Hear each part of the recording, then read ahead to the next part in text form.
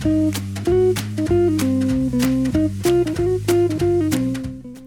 everybody, and welcome back to The Peel, your production podcast that goes over all the details and the background of Team 5 here at Citrus Clips. I'm your host, Cabral. Joining me today is Spood. As always, hello, I am Spood. Yes, and today we've got a couple of guests that'll be joining us for the special podcast. Yeah, is there anything else we really need to go over before we introduce them? Okay, to give you a quick recap breakdown, if you're new here. You know what? That's a great idea, actually. Episode 1 of The Peel was just myself and Cabral. We recorded it together. It was about kind of an overhead on the project, how we organize it, how we wrote it. And today we are going to be going into more of a deep dive on the art side of things. And joining us to help us with that goal, we have our lead storyboard artist, art director, the person who did all of the designs for our characters. I mean, pretty much any artistic decision can be traced in some way back to Paisley. Hi, I'm Paisley, or Mytho, as I think I'm going to be credited. I don't know yet. And you've done a lot of stuff on this project. Did I? How would you describe your contributions in short? I'm made a thing here, a thing there. Nothing extreme. Okay, I storyboarded, like, so far 95% of it. Yeah, right around. I did the storyboard concepts for the entire original storyboard session that we did over the course of a year, and I'm currently revising all of that as we go through and do the actual first round of real production. So I am both leading the art department, leading those meetings, coordinating people, and also making the storyboards. With the help of several other people, of course. And one of those other people is also in the call with us today. We'd like to give a warm welcome to our head background artist and one of our longest tenured artists. Hello to Deftwise. Hello, I'm the person that's just been described. You certainly are. And so you are. Some people might say that you've been described many times. I know. It's been a good year so far. Well, awesome. For descriptions? Yes. The 13 days we've spent in 2024 have been lovely. Magical. Yeah. Well, thank you both for joining us today for this very special podcast. We'll be going over a lot of different things, just talk about the art, the development of it, and a few things. But why don't we start with some basics, like, for instance, Paisley, how long have you been, working with us? But on top of that, how long have you been doing art?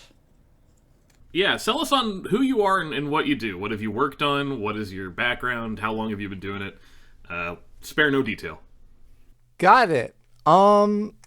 So I have been on this project since end of 2021, I think, is when I started, like November, October of 2021, when you guys were writing the script, like the first chapter.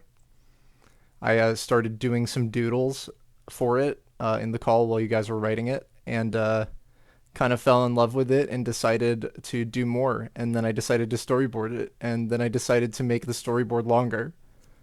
And now it's been 3 years. 2 years? 3 years? 2 years. It will be 3 years at the end of this year. It will be 3 years. It will be. Hopefully. Yeah. As far as art, I mean, I've been doing art most of my life. I mean, I really started feeling like I identified as an artist in middle school when I watched Ned's Declassified School Survival Guide, and I was like, that guy has a book, and I want to have a book. And then I started drawing in the same kind of book he had, but I made little comics, like little stick figure comics with jokes and puns, and that became my little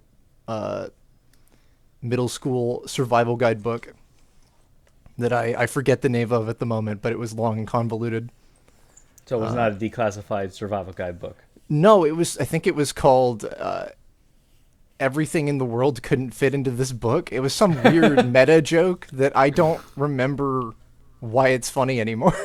But it's a good title, though. Yeah, I still have it. It's ancient. But yeah, that's how long I've been doing that. So, gosh, that would have been 2010-ish. That's when I first uploaded on YouTube. It was like 2010, 2011. Oh wow.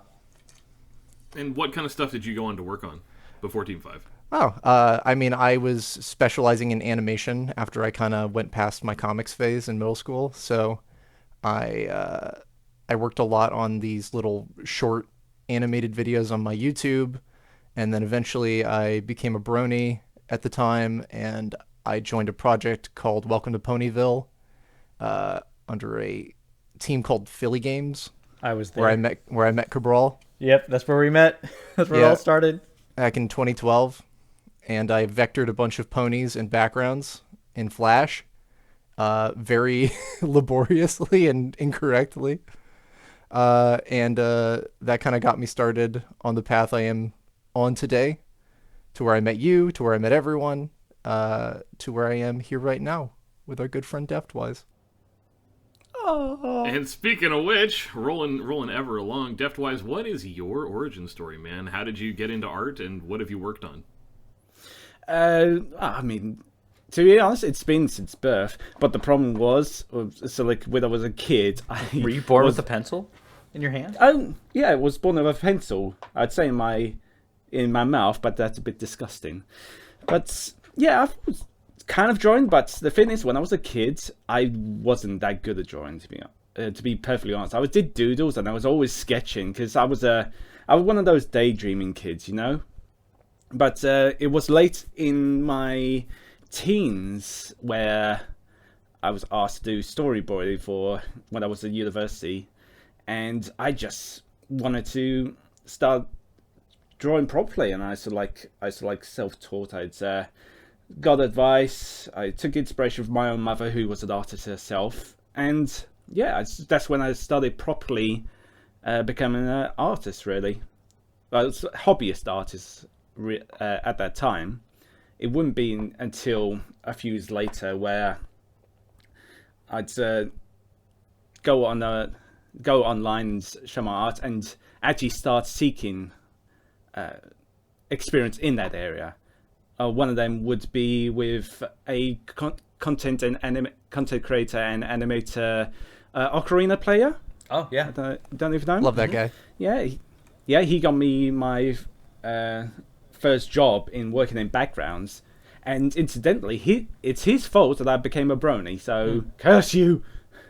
Yeah. Ever since then, just been working on projects, background art,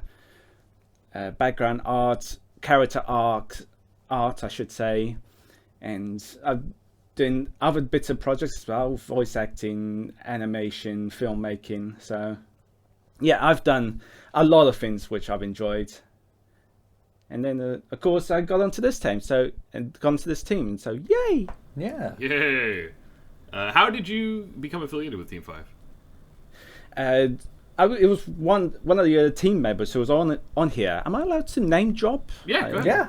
Yeah, it's Neville Yashki. Yeah. He's the came voice up of to me Flareon. and said, yeah, the voice of Flareon. Yeah, he came up to me and asked, so Deftwise, we need. There's a team that needs someone to help with the art, the backgrounds. I just wondered if you'd be interested in helping out.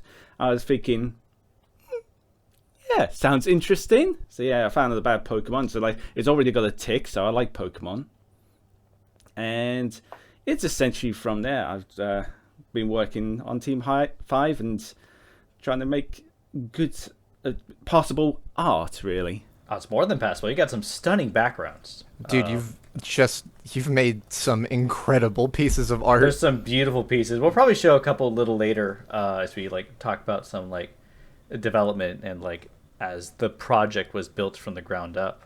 He did like all of the backgrounds for chapter 1, excluding just a few. Yeah. And they're stunning pieces. The sunset shot over the lake is one of my favorites, actually. That's a beautiful background. He set the style for the show as a whole, and as Oh, far yeah. as like backgrounds go. And actually, that's a fun question we could bring up, Deftwise, is where does the style for the backgrounds come from? it was something that's, I mean, we all worked towards. There's a little, I mean, most of my background experience comes from various things. Disney, so like My Little Pony, it's Adventure Time I took inspiration from. and a little bit of Steven Universe. I think there's a little bit of that in there, but I mean a more sorry, but yeah, I think most of the backgrounds came sort of like was more inspired by our research and what style we wanted to go for, because we wanted something that sort of like matched the characters as well. Yeah, and it's hard sometimes finding a style that's detailed and simplistic at the same time. And it feel like there's a lot of kind of backgrounds we have going that are kind of like that in some ways. Actually, to pivot to Paisley, that's something that I think is pretty interesting and pretty relevant to talk about as we kind of approach the nitty gritty of the, process of making art from scratch. You had to come up with a style that was both, aesthetically pleasing, like something that people could look at and enjoy and, had, depth, but was also replicable because it's not just you that does the art. Yeah. Yeah. And on top of that, you also had to change it from the original style it was way back in the day when Kylie was the original artist as well. You had to like adapt it and change it to your own kind of style. So can you maybe talk about that a little bit? Yeah. So the original style, I forget how much the original style really had an impact on what I was doing, because I don't remember how much I was looking at Kylie's art when I was creating my own sort of take on it. I had definitely seen it though, and it was more of like that was back in 2015 that she made that, right? Yeah, 2014, 2015-ish, somewhere in that right. Yeah, and it was more sort of like manga style inspired. Like it had some more of those like faces on it. It was much fluffier, much more like the details were much more like nuanced on it. And what I do with my art, and just, I mean, I'd like to say it's purposeful, and it is in a way, but a lot of it is just due to how I perceive things and how I process things, is to simplify them down into shapes to make them easier to handle for me, and just so that I can interpret exactly how something is supposed to look at a certain angle. And that's what I did with all the characters in Team 5. At least the main cast specifically got that treatment thoroughly. Was that I looked at them and I was like, what shapes are they?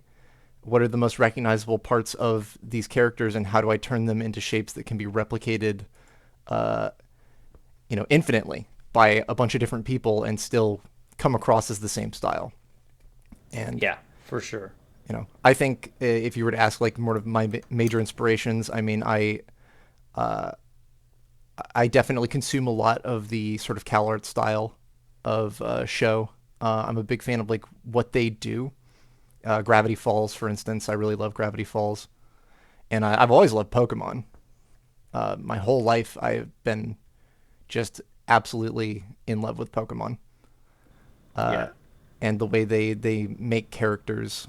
I mean, they've had over 1,000 of them at this point, and they're still going pretty strong.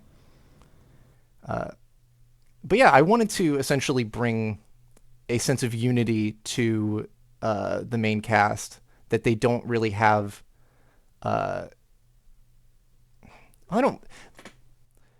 Sorry, I'm backtracking a bit, but I don't want to say they don't have that in the original designs, because they do. They all evolve from the same thing. Yeah, I actually have a sample. We have Umbreon compared original from Kylie and your character sheet, like to compare and contrast if you want to kind of go over this, and they'll visually be able to see it.